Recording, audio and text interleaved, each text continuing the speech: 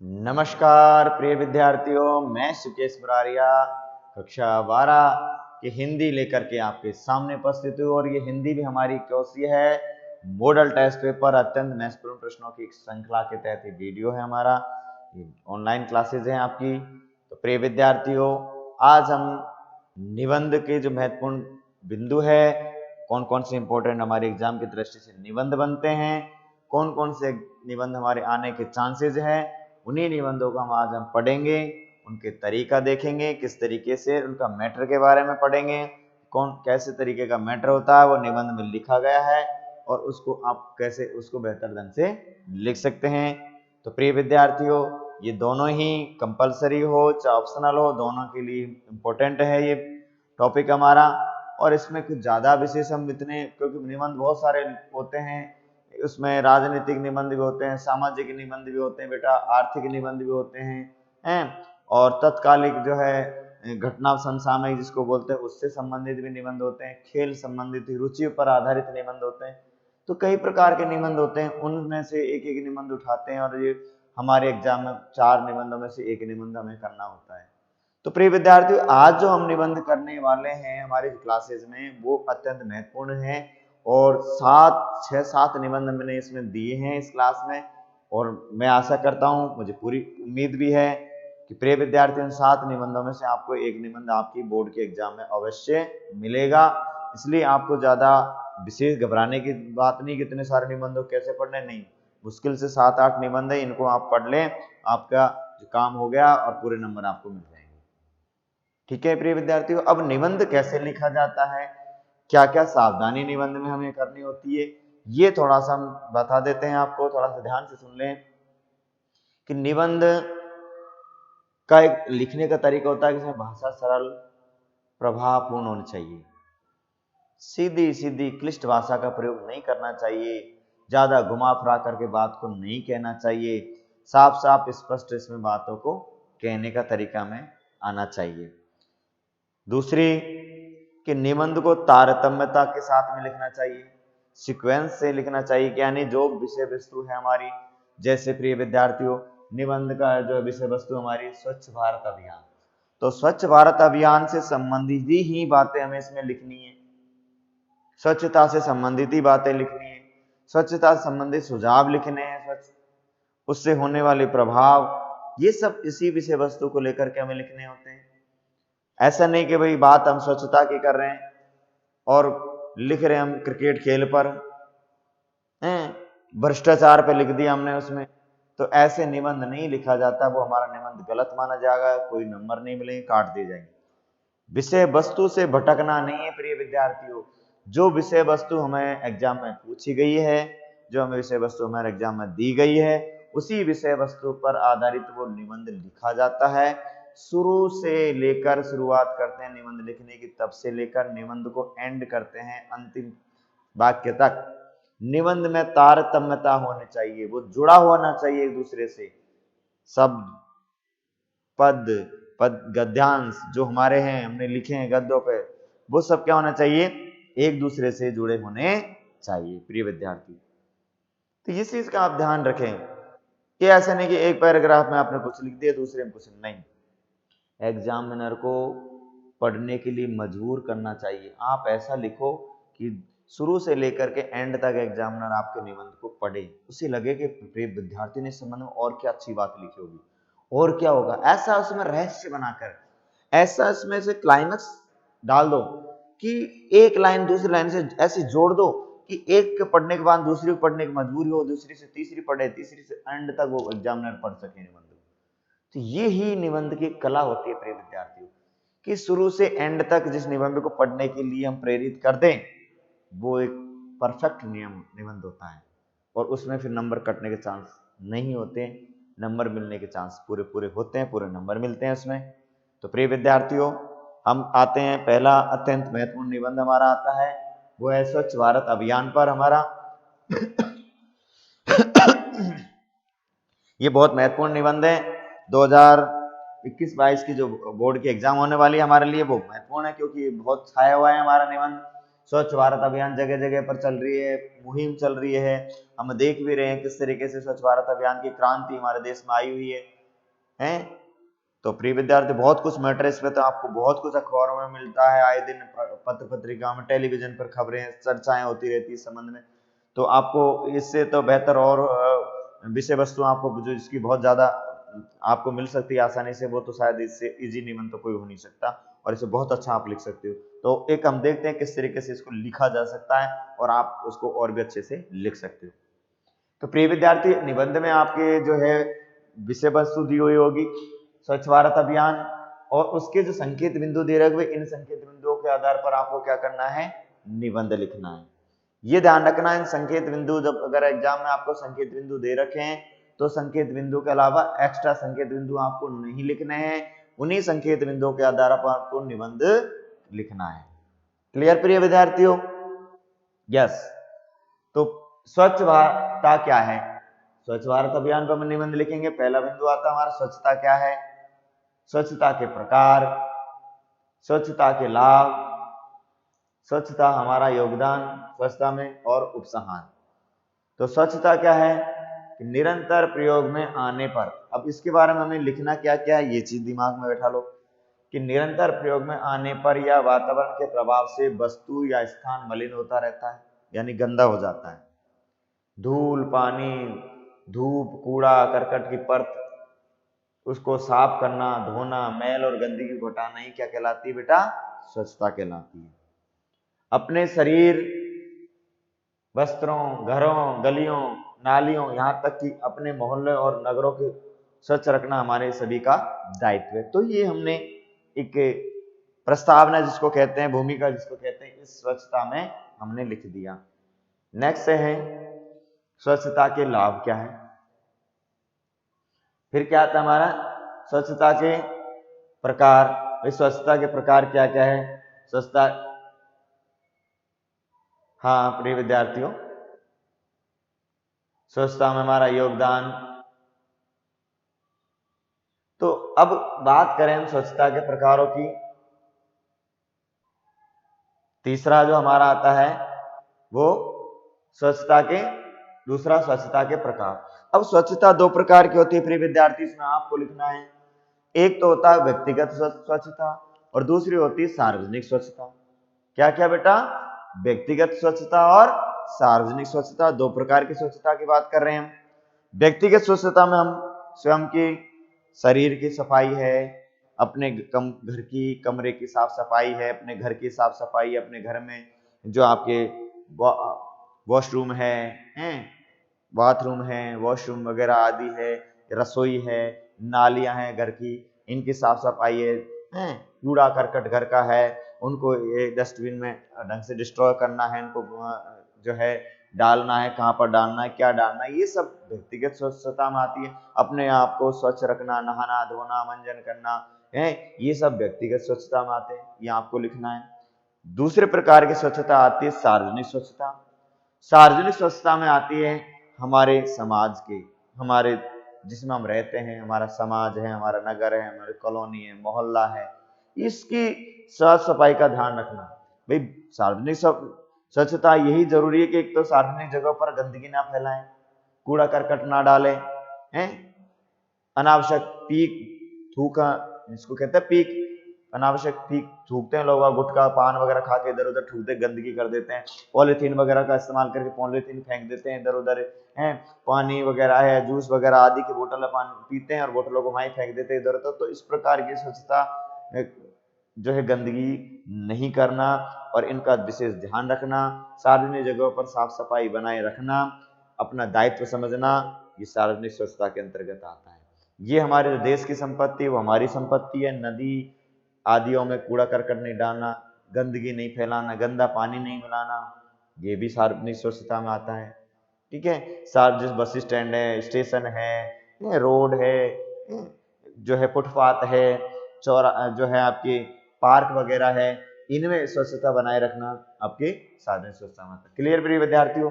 अब आता है तीसरा स्वच्छता के लाभ। तो कहा गया है कि स्वच्छता ईश्वर को भी प्रिय है।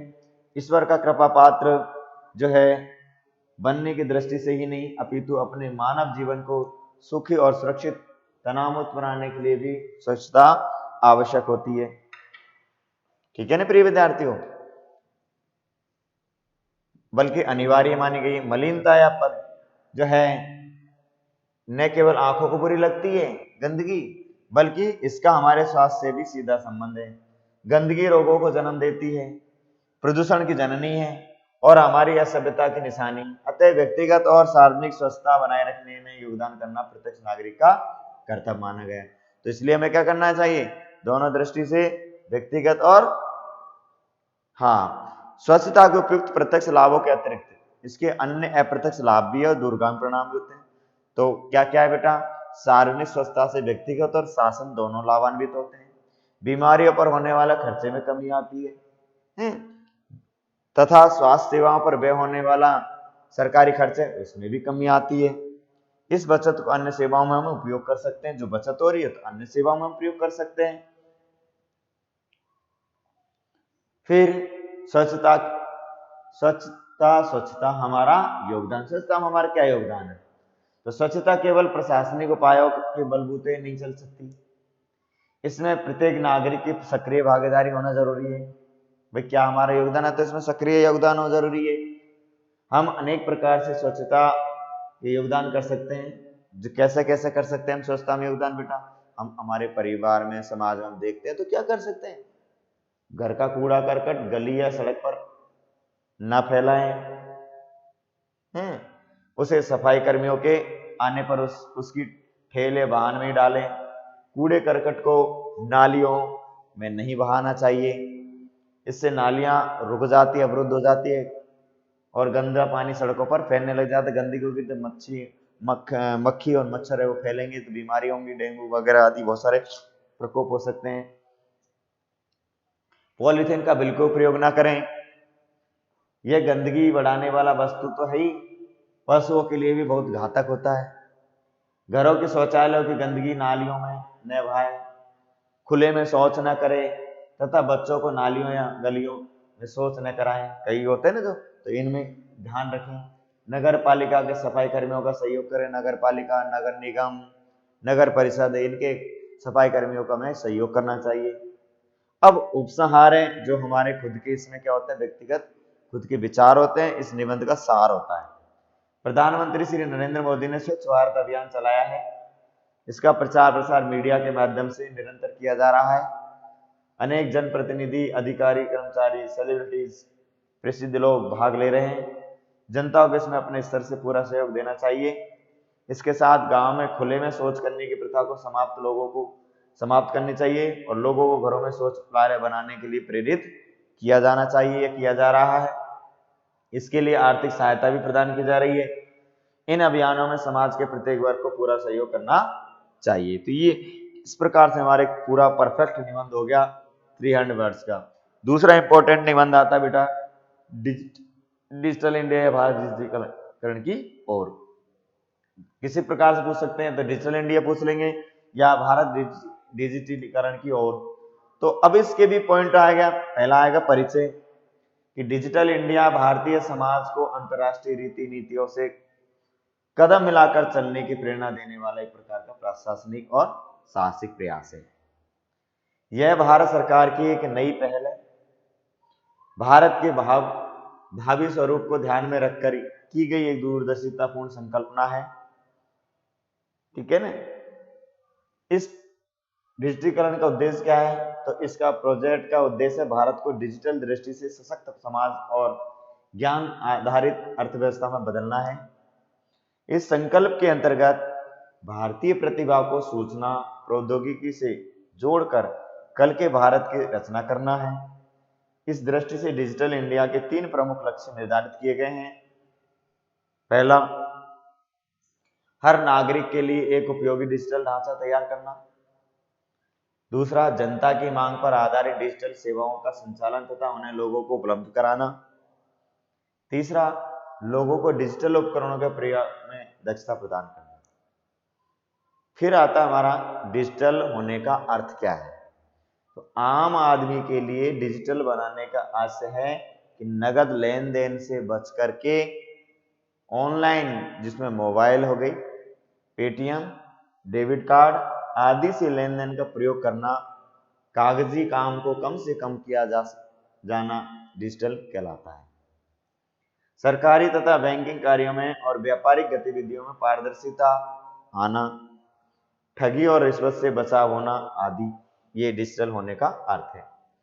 डिजिटल अभियान के लाभ क्या क्या है, जो हमारे प्रधानमंत्री द्वारा भी चलाया गया था नोटबंदी के बाद से। तो यह अभियान समाज के सभी वर्गों को लाभ पहुंचाने वाला है। यह व्यवस्था गृहिणियों को पारिवारिक आय व्यय, खरीदारी, मासिक और वार्षिक प्रबंधन आदि में सहायक है। छात्रों के लिए उपयुक्त विद्यालय के चयन, अध्ययन सामग्री की सहज उपलब्धता, छात्रवृत्ति आदि के लिए ऑनलाइन प्रार्थना पत्र भेजने में, पुस्तकों के बोझ को कम करने में सहयोग है डिजिटलीकरण। बेरोजगार नौजवान उपयुक्त नौकरियों की तलाश और सरलता से कर पाएंगे तथा डिजिटल प्रार्थना पत्रों के प्रयोग से पारदर्शी चयन प्रणाली का लाभ उठाएंगे। ऑनलाइन प्रमाण पत्र जमा कर सकेंगे। व्यापारी और उद्योगी भी इससे लाभान्वित होंगे। नगद लेन देन के झंझट से बचाव होगा। ग्राहक संतुष्ट रहेंगे। सरकारी कामों, आयकर, ट्रांसपोर्ट तथा व्यापार के विस्तार में पारदर्शिता आएगी। अभिलेखों की सुरक्षा, ई हस्ताक्षर, मोबाइल बैंकिंग, सरकारी कामों में दलालों से मुक्ति, जमीन जायदाद के क्रय विक्रय में पारदर्शिता, ई पंजीकरण आदि डिजिटल इंडिया के अनेक लाभ हैं। इसकी क्या चुनौतियां प्रिय विद्यार्थी, तो लाभ पढ़े हमने, अब आगे तो चुनौतियां। तो डिजिटल इंडिया के जो करण की चुनौतियां, उसमें सबसे पहले चुनौती आती है डिजिटल प्रणाली को लागू करने के लिए अभियान में अनेक चुनौतियां हैं। सबसे प्रमुख चुनौती है जनता को इसके प्रति आश्वस्त करके इसमें भागीदारी बनाना। नागरिक जो है नगरवासियों को भले ही भारतवासियों को भले ही डिजिटल उपकरणों का प्रयोग आसान लगता हो, लेकिन करोड़ों ग्रामवासियों, अशिक्षितों को इसके प्रयोग में सक्षम बनाना। भाई गांव में रहने वालों के लिए तो समस्या है, नगरों में तो हो जाता है आसानी से प्रयोग, तो उनको सक्षम बनाना एक लंबी और पैशाली प्रक्रिया है। इसके अतिरिक्त एक कर चोरी के प्रेमियों को यह प्रणाली रास नहीं आती, तो टैक्स चोरी नहीं कर पाएंगे, उनके लिए सामान प्रदर्शन। इलेक्ट्रॉनिक सुरक्षा के प्रति लोगों में भरोसा जमाना होगा। साइबर अपराधों, हैकिंग, ठगों से जनता को सुरक्षा प्रदान करनी होगी। आगे बढ़े, चुनौतियां, शंकाएं, बाधाएं तो हर नए और हितकारी काम में आती रहती है। शासकीय ईमानदारी, जन सहयोग से इस प्रणाली को स्वीकार्य और सफल बनाना देश हित की दृष्टि से बड़ा आवश्यक है। आशा है हम सफल होंगे। तो इस तरीके से आप निबंध का अंत कर सकते हैं इसमें प्रिय विद्यार्थियों। फिर आता है इंपॉर्टेंट निबंध। ये भी इंपॉर्टेंट निबंध है, बेटी बचाओ बेटी पढ़ाओ अथवा कन्या भ्रूण हत्या। प्रिय विद्यार्थियों, ये बहुत इंपॉर्टेंट निबंध है, नोट कर लेना। इसके भी संकेत बिंदु, 5 संकेत बिंदुओं के आधार पर अपन को लिखना कि बेटी बचाओ बेटी पढ़ाओ या कन्या भ्रूण हत्या घोर पाप है। कन्या भ्रूण हत्या के कारण क्या है, कन्या भ्रूण हत्या के दुष्परिणाम, कन्या भ्रूण हत्या रोकने के उपाय और बेटी बचाओ। इस तरीके से 5 बिंदुओं पर आधारित निबंध लिखा गया है। तो प्रिय विद्यार्थियों, कन्या भ्रूण हत्या क्या है, घोर पाप। हमारी भारतीय संस्कृति में कन्या को देवी का स्वरूप माना जाता है। शुरुआत ऐसे करोगे जो निबंध में मजा आ जाए। तो इस तरीके से लिखना कि हमारी भारतीय संस्कृति में कन्या को देवी का स्वरूप माना जाता है। नवरात्रि और देवी जागरण के समय कन्या पूजन की परंपरा से सभी परिचित हैं। हमारे धर्म ग्रंथ भी नारी की महिमा का गुणगान करते हैं। आज उसी भारत में कन्या को मां के गर्भ में ही समाप्त कर देने को लज्जाजनक परंपरा चली आ रही है। इस घोर पाप जो है के सामने हमारे मस्तक को झुका दिया है। क्लियर बेटा? फिर आता है दूसरा पॉइंट, कन्या भ्रूण हत्या के क्या कारण है। भाई क्यों कन्या भ्रूण हत्या हो रही है? तो कन्या भ्रूण को समाप्त करा देने के पीछे अनेक कारण हैं। कुछ राजवंश और सामंत परिवारों में विवाह के समय वर पक्ष के सामने न झुकने के झूठे अहंकार ने कन्याओं की बलि दी। पुत्री की अपेक्षा पुत्र को महत्व दिया जाना दूसरा कारण। तीसरा, धन लोलुपता। धन भाई दहेज में आएगा, लड़का होगा तो धन लोलुपता, दहेज प्रथा तथा कन्या के लालन पालन और सुरक्षा में जो है आ रही समस्याओं ने इस निंदनीय कार्य को बढ़ावा दिया। दहेज लोभियों ने भी इस समय को विकट बना दिया। झूठी शान के प्रदर्शन के कारण कन्या का विवाह सामान्य परिवार के लिए बोझ बन गया। कन्या भ्रूण हत्या के दुष्परिणाम। चिकित्सा विज्ञान को प्रगति के कारण आज गर्भ में ही संतान के लिंग का पता लगाना संभव हो गया है। तो इसके क्या दुष्परिणाम निकल रहे हैं? तो लोग पता लगा लेते पहले ही, अल्ट्रासाउंड मशीन से पता लग जाता है कि गर्भ में लड़की है या लड़का। यदि गर्भ में लड़की है तो कुबुद्धि लोग उसे डॉक्टर की सहायता से नष्ट करा देते हैं। इस निंदनीय आचरण दुष्परिणाम सामने आ रहे हैं।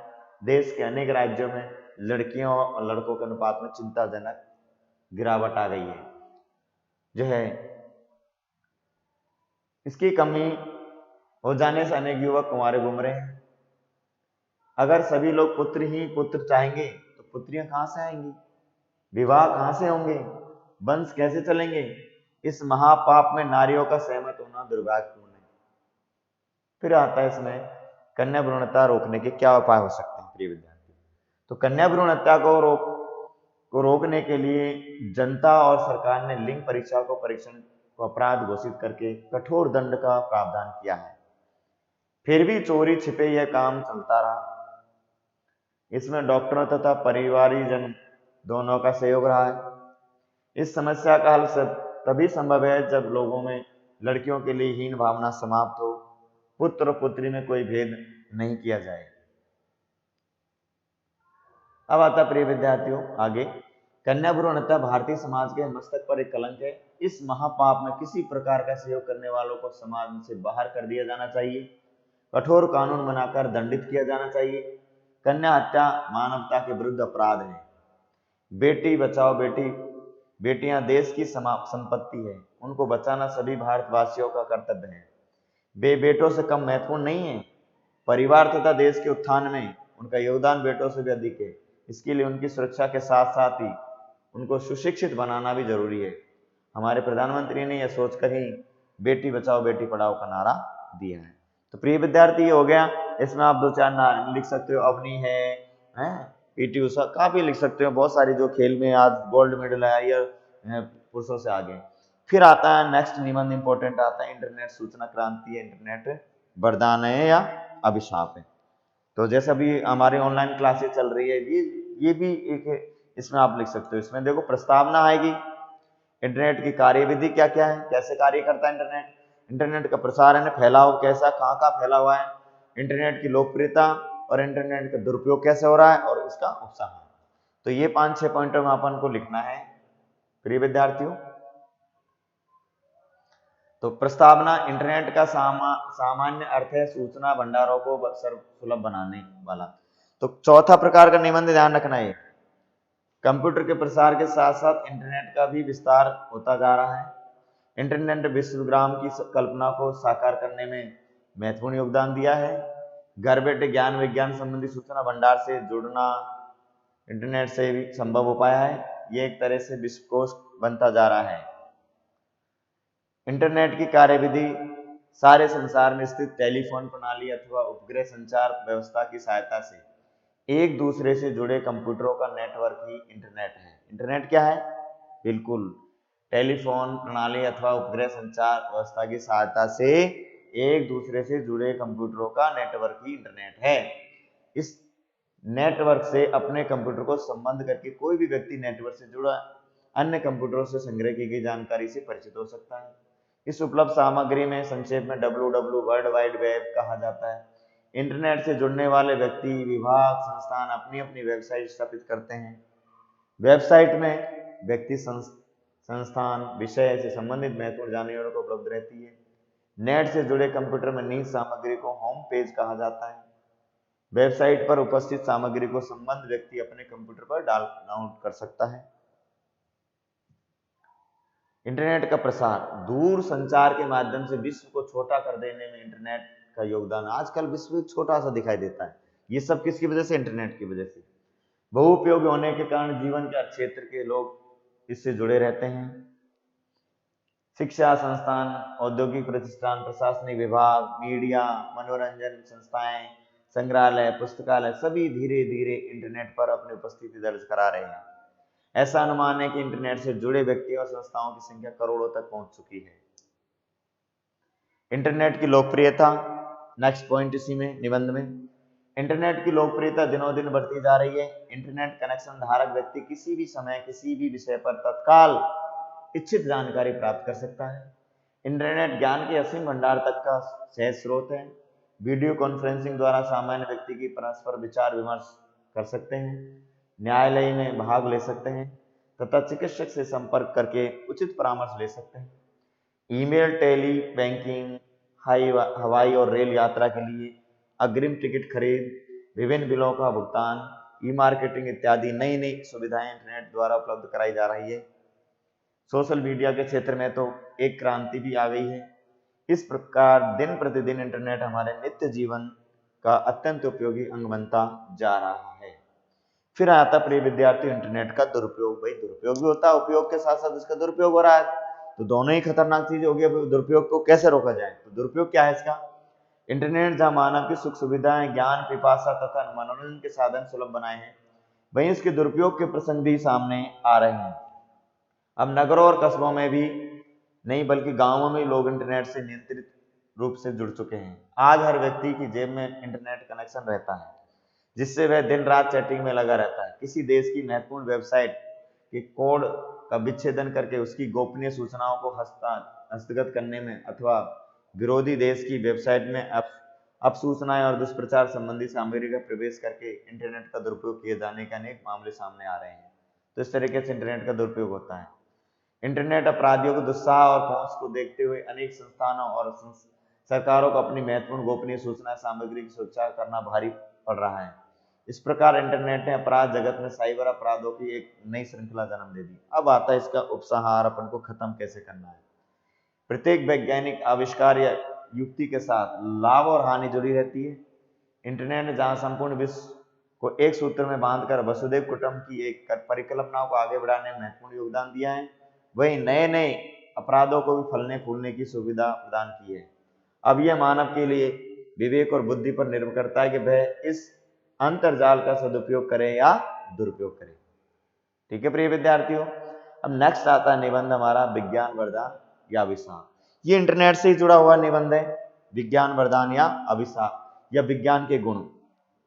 तो प्रिय विद्यार्थियों, विज्ञान क्या है? प्रस्तावना, विज्ञान की प्रगति, विज्ञान का वरदान और स्वरूप और विज्ञान का अभिशाप।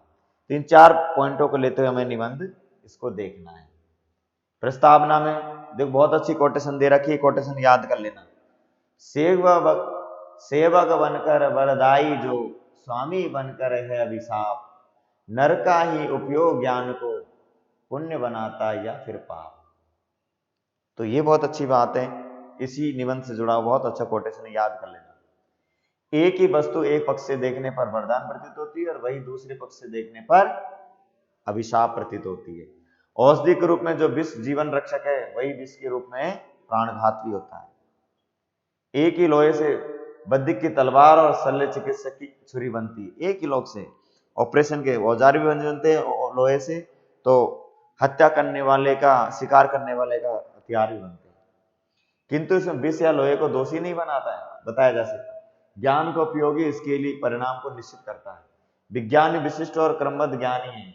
हम चाहे तो इसे सत्यम, शिवम और सुंदरम को अर्चना बना दे, और चाहे तो उसे महाविनाश, अमंगल और कुरूपता का उपकरण बना दे। हाँ प्रिय विद्यार्थी, विज्ञान की प्रगति। यों तो सृष्टि के आदि से मानव ज्ञान विस्तार में प्रवृत्त है, किंतु 19वीं और 20वीं सदियों तो विज्ञान को चरमोन्नति के काल रहे हैं। आज 21वीं सदी की ही विज्ञान के सृष्टि विजयी रथ को और तीव्रता से दौड़ाने में पीछे नहीं है। जीवन पर विज्ञान के अनंत उपकार है। ऐसा कौन सा क्षेत्र है जिसे विज्ञान ने अपने उपकारों से कृतज्ञ ने बनाया हो? ऐसा कौन सा अभागा देश है जो यंत्रों के धर धर नाद से सैन्य गूंज रहा हो, सुई से लेकर अंतरिक्ष यान तक में विज्ञान की महिमा का गान हो रहा हो? तो प्रिय विद्यार्थियों, ये विज्ञान की प्रगति। अब आता विज्ञान का वरदानी स्वरूप। भाई वरदान क्या क्या है? तो आज विज्ञान मानव जीवन के लिए हर मनोकामना को पूर्ति करने वाले कल्प वृक्ष के समान है। विज्ञान, कल्प वृक्ष का मतलब मनोकामना को पूरा करने वाला। विज्ञान ने मानव को प्रकृति पर निर्भरता से मुक्त करके उसे अल्पकल्पनीय सुख सुविधाएं और सुरक्षा उपलब्ध कराने में महत्वपूर्ण योगदान किया है। पहला, कृषि क्षेत्र। रासायनिक खादों, उन्नत बीजों, कृषि यंत्रों, बांधों, नहरों, कृत्रिम वर्षा की सौगात देकर विज्ञान मानव के कृषि भंडार को भर रहा है। वही नाना प्रकार के गहन निर्माण सामग्री और शिल्पीय ज्ञान से मानव के विलास भवनों की रचना कर रहा है। वही मानव तन को मनमोहक, कृत्रिम और परंपरागत वस्त्रों से अलंकृत कर रहा है। चिकित्सा के क्षेत्र में क्षय रोग, कैंसर, कुष्ठ, एड्स जैसे असाध्य रोगों पर विजयी पाने में यह संघर्ष रहता है। वहीं कोरोना की महामारी जैसी बीमारी से भी संघर्ष रहता है। जीन से लेकर सलोन बनाने तक की मंजिल तय करके वह जीवन के रहस्य को ढूंढ रहा है। प्लास्टिक सर्जरी से कुरूपों को स्वरूपता दे रहा है, यानी ऑपरेशन से, सर्जरी से। मस्तिष्क, हृदय, गुर्दों को प्रत्यारोपित कर रहा है। अमरता की मंजिल को प्रशस्त कर रहा है। तीसरा, विद्युत और परिवहन क्षेत्र में क्या योगदान है? भीम का यंत्रों को उसी की विद्युत शक्ति घुमा रही है। वहीं जल, थल, नभ में नाना प्रकार के वाहनों से दौड़ लगवा रहा है। वही अंतरिक्ष और ब्रह्मांड के अज्ञात पथों को नाप रहा है। तो ये सब विज्ञान का है। संचार के क्षेत्र में radio, mobile phone, television, internet जैसे उपकरणों से उसने सारे विश्व को सिकोड़ करके छोटा कर डाला है। रेडियो दूरबीन से यह ब्रह्मांड की छानबीन कर रहा है। वसुंधरा के गर्भ में झांक रहा है। सागरों के तल तल को माप रहा है। मनोरंजन का व्यवसाय का क्षेत्र, मनोरंजन के अनेक साधनों के साथ साथ व्यापार के क्षेत्र में उसने ईमेल, बैंकिंग जैसे साधनों उपलब्ध करवाए हैं। विज्ञान अभिशाप के रूप में कैसे हैं ये अभिशाप, देखते हैं। विज्ञान के उपयुक्त वरदानी छवि के पीछे उसका अभिशाप चेहरा भी छिपा हुआ है। विज्ञान द्वारा आविष्कृत अस्त्र शस्त्रों ने ही बस्तियों को शमशान में बदला है। हिरोशिमा और नागासाकी जैसे नगरों में विलासशीलता रचने का श्रेय भी विज्ञान को ही जाता है। विज्ञान ने मनुष्य को घोर भौतिकवादी बनाकर उसके शेष जीवन मूल्यों को पद दलित कराया है। विज्ञान की कृपा से आज एक का यह जगमगाता जो प्रगतिशील विश्व है, बारूद के ढेल पर बैठा हुआ है। उपसार, कवि दिनकर ने विज्ञान की विभूति पर इठलाने वाले आज के मानव को सावधान किया है। क्या सावधान किया है? कि विज्ञान ने वरदान है न अभिशाप, मनुष्य की उपयोगी बुद्धि ही उसके स्वरूप की निर्णायक है।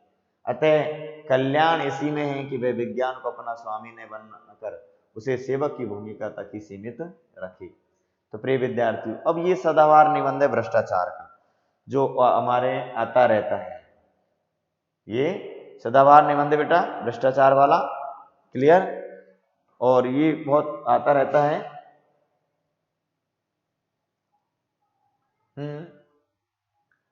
इसके अलावा मैं जो पॉइंट बताने वाला हूं, भ्रष्टाचार हो गया, फिर आपके जो है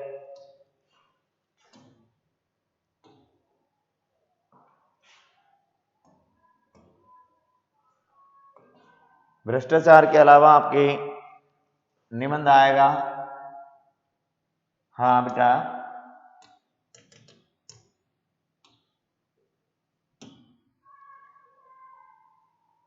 इक्कीसवीं सदी का भारत, नोट कर लेना।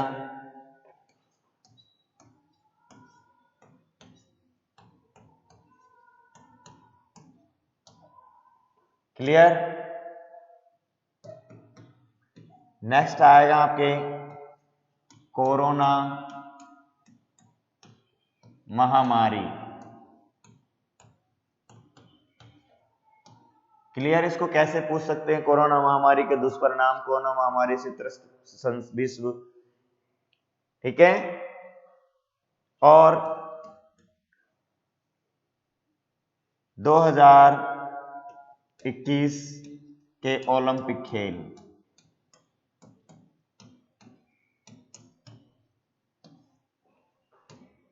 ये बस इंपॉर्टेंट आपके निबंध बनते हैं, ये नोट कर लेना। 21वीं सदी का भारत, कोरोना महामारी और 2021 के ओलंपिक खेल। तो इसमें दोनों आ जाएंगे आपके, पैरा ओलंपिक भी और ओलंपिक खेल। क्लियर। इनके अलावा मैं नहीं समझता कोई और निबंध आपके इंपॉर्टेंट बचते हैं, इन्हीं में से आपके बोर्ड में एग्जाम में आ जाएगा। क्लियर, ठीक है प्रिय विद्यार्थियों, तो ये है भ्रष्टाचार वाला। हम भ्रष्टाचार पे आपकी प्रस्तावना है, भ्रष्टाचार क्या है, भ्रष्टाचार के विविध रूप, भ्रष्टाचार की व्यापकता, भ्रष्ट राजनीति, सरकार की जन विरोधी नीतियां, निवारण के उपाय और उपसंहार, ये आपके हैं। इनमें हम देखते हैं।